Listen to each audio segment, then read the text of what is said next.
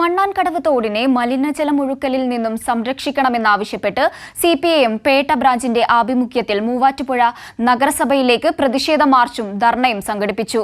പ്രതിഷേധ മാർച്ചിന് ശേഷം നടന്ന ധർണ CPIM Muvattupuzha area secretary KP Ramachandran ഉദ്ഘാടനം ചെയ്തു.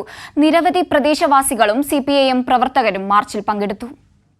മണ്ണാങ്കടവ് തോടിനെ മലിനജലം ഒഴുക്കിൽ നിന്ന് സംരക്ഷിക്കുക, തോടിനെ നവീകരിക്കുന്നതിനുള്ള ഫണ്ട് 2024-25 വാർഷിക പദ്ധതിയിൽ ഉൾപ്പെടുത്തി അനുവദിക്കുക, മലിനജലം ഒഴുകുന്ന സ്രോതസ്സുകൾ കണ്ടെത്തി നിയമ നടപടികൾ സ്വീകരിക്കുക തുടങ്ങിയ ആവശ്യങ്ങൾ ഉന്നയിച്ചാണ് CPIMന്റെ നേതൃത്വത്തിൽ മൂവാറ്റുപുഴ നഗരസഭയിലേക്ക് പ്രതിഷേധ മാർച്ചും ധർണയും നടത്തിയത്.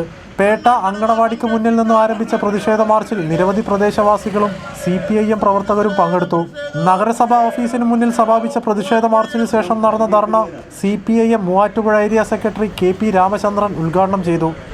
അങ്ങനെ 3 പ്രദേശത്ത് നിന്ന് കക്കൂസ് മാലിന്യം അടക്കം ഒഴുക്കി വിട്ട് അതെല്ലാം ഈ മൂവാറ്റുപുഴ പുഴയിലേക്ക് വന്ന് ചാടുകയാണ്. ആ പേട്ട പ്രദേശത്ത് ജീവിക്കുന്ന ആളുകളെ സംബന്ധിച്ച് ഒരു 150 മീറ്റർ അകലെ നിന്നവരെ നമുക്ക് മൂക്കുമുഖത്താതെ കഴിയില്ല.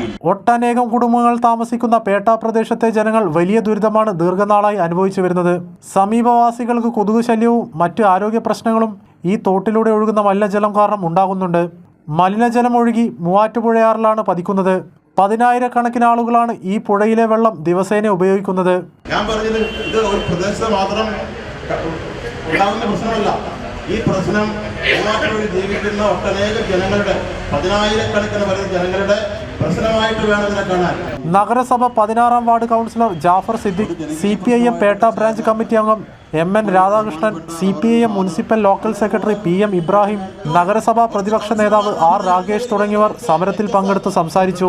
കൈരളി ന്യൂസ്, കൊച്ചി.